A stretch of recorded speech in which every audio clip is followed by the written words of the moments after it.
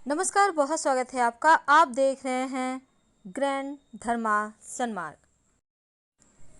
धार्मिक शास्त्रों के अनुसार कार्तिक पूर्णिमा के दिन कई मायनों में खास माना जाता है, क्योंकि इस माह में पड़ने वाली पूर्णिमा को कार्तिक पूर्णिमा, त्रिपुरी पूर्णिमा और गंगा स्नान के नाम से भी जानते हैं।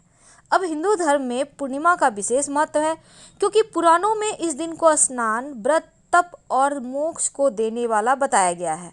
कार्तिक पूर्णिमा के दिन अगर आप पवित्र नदी सरोवर में स्नान करके उगते हुए सूर्य को जल अर्पित करें तो ये सबसे ज़्यादा उत्तम फलदायी माना जाता है। इस दिन दान करने का भी विशेष महत्व है, क्योंकि इस दिन दिया गया दान कभी व्यर्थ नहीं जाता और कई पापों का नाश होता है। हिंदू पंचांग के अनुसार चूंकि कार्तिक महीना 8वां महीना है और शुक्ल पक्ष की पूर्णिमा कार्तिक पूर्णिमा, जिसे हम त्रिपुरारी पूर्णिमा कहते हैं, तो अधिक मास या मलमास आ जाए तो हालांकि साल में 15 पूर्णिमा होती है, लेकिन इस बार की पूर्णिमा बहुत ही दुर्लभ और शुभ संयोग में आया है, क्योंकि इस दिन कृतिका नक्षत्र है। अब भगवान भोलेनाथ जो त्रिपुरासुर नाम का असुर का संहार किए थे और इसके बाद वह त्रिपुरारी रूप में पूजित हुए, इसीलिए इस पूर्णिमा को त्रिपुरारी पूर्णिमा कहते हैं। चूँकि स्नान करने का विशेष विधान है, तो ब्रह्म मुहूर्त से लेकर दोपहर 2:29 तक स्नान का मुहूर्त है, तो आप इस समय ही स्नान दान कीजिएगा। अगर घर में नहाते हैं तो नहाने के पानी में गंगा जल डालकर नहाएं। इस दिन विशेष प्रयोग करने से जीवन के कष्ट कम होते हैं। किसी पवित्र नदी सरोवर में स्नान कर सके तो अति उत्तम, नहीं तो नहाने के पानी में गंगा जल डालकर स्नान करें। और फिर आप चूँकि इस बार कोरोना वायरस का वक्त है, तो आप हो सकता है घर से बाहर ना निकल पाएँ, घर में ही पूजा करें। घर के मंदिर में ही आप दीप प्रज्वलित करें। संभव हो तो इस दिन व्रत रखें, या फिर आप इस दिन एक बेला व्रत रख सकते हैं, शाम में खा लीजिएगा बिना लहसुन प्याज का खाना।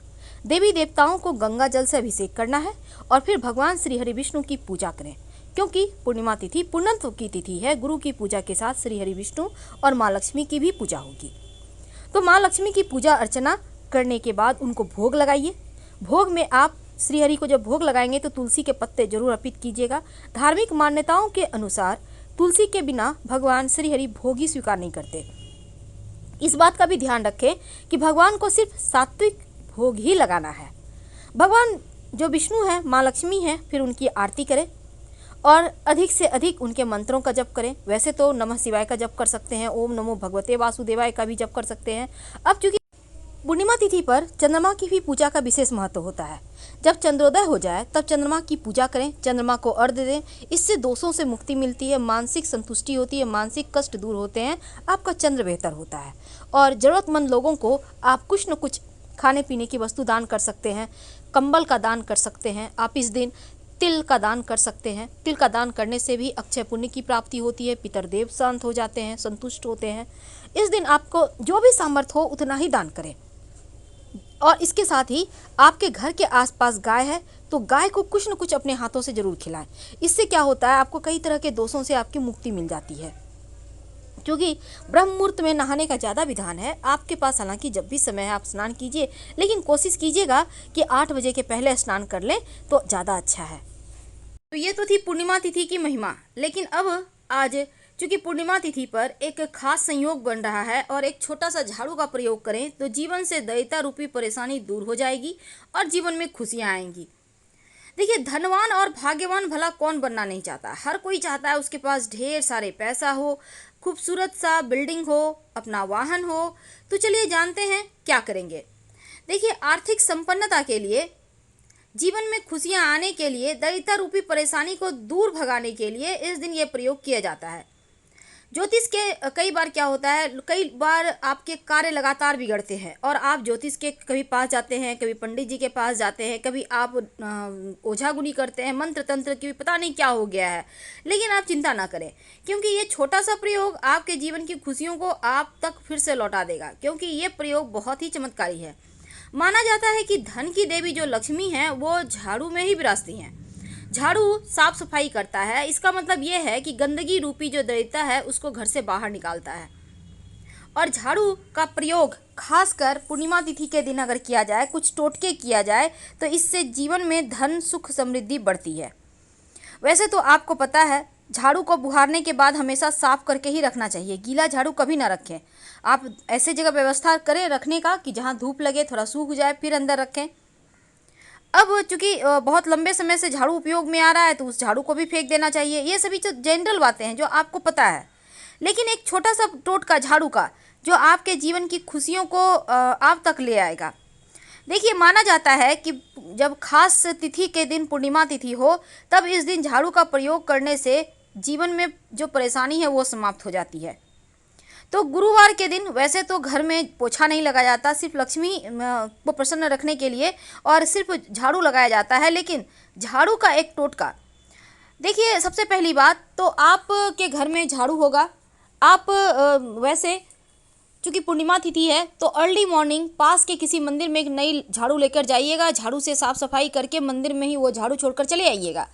ऐसा करने से आपके जीवन में खुशियाँ आती हैं, जीवन की जो परेशानियां हैं वो समाप्त हो जाती है। लेकिन जो ये प्रयोग है इसको आप अर्ली मॉर्निंग कीजिएगा, एकदम सुबह तड़के, जब कोई आपको देखे नहीं, टोके नहीं। और इस दिन चूँकि झाड़ू का प्रयोग आप तमाम तरह के टोने टोटके भी करते हैं, झाड़ू से वशीकरण भी होता है, तो पूर्णिमा तिथि है तो इस दिन आप एक छोटा सा प्रयोग कर सकते हैं जो आपके जीवन से परेशानी को बाहर निकालेगा। कई बार क्या होता है, आपके घर में लोगों को नज़र लग जाती है, तब एक झाड़ू ले लें, उल्टा 3 बार उनके ऊपर से उतार लें। झाड़ू सटाना नहीं है शरीर में, और फिर उसको ले जाके घर से बाहर फेंक दीजिएगा। तो क्या होगा ना कि जीवन की परेशानियां दूर हो जाती है। और कई बार लोग वैसे तो मंदिर में झाड़ू देने से आपके जीवन का जो अनचाहा एक परेशानी होती है जो बिना बताए जीवन में चली आती है वो चली जाती है। और किसी भी अगर काम में आपको बार बार अड़चन आए, एक बात हमेशा याद रखिएगा, झाड़ू किसी व्यक्ति विशेष को ना दे। कई बार क्या होता है, आपके घर में झाड़ू पुराना हो गया, आप मेड को दे देते हैं। ऐसा मत कीजिए गलती, वरना आपकी लक्ष्मी चली जाएगी। आप ऐसा ना करें, बल्कि आप खुद अपने हाथों से कहीं घर से बाहर निकाल के साइड में रख दें। उसके बाद जिसको जो करना है करे, खुद से बिल्कुल भी ना दें। झाड़ू को कभी भी खड़ा करके नहीं रखना चाहिए, नहीं तो ऐसा भी करने से खड़े खड़ लक्ष्मी चली जाती है, लक्ष्मी रूठ जाती है। तो झाड़ू का एक टोटका और आपको हम बता दें, जो इस पूर्णिमा के दिन किया जाए तो जीवन के बहुत सारे कष्टों को आप हटा सकते हैं।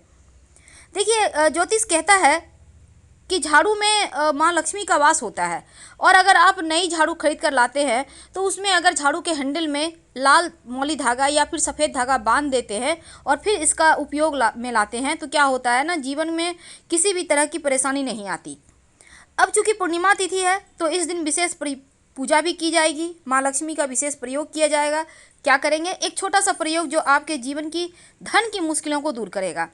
इस दिन सबसे ज़्यादा महत्व है खीर का और माँ लक्ष्मी की पसंदीदा वस्तु उनको अर्पित करने का।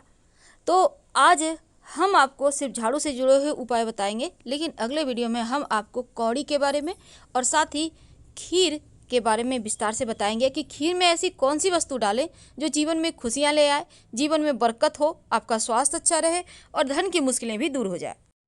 पास के किसी भी मंदिर में एक झाड़ू दान कर दें, 1 या 3 की संख्या में, वैसे एक ही ठीक है, तो अति उत्तम होगा, जीवन की मुश्किलें दूर होगी।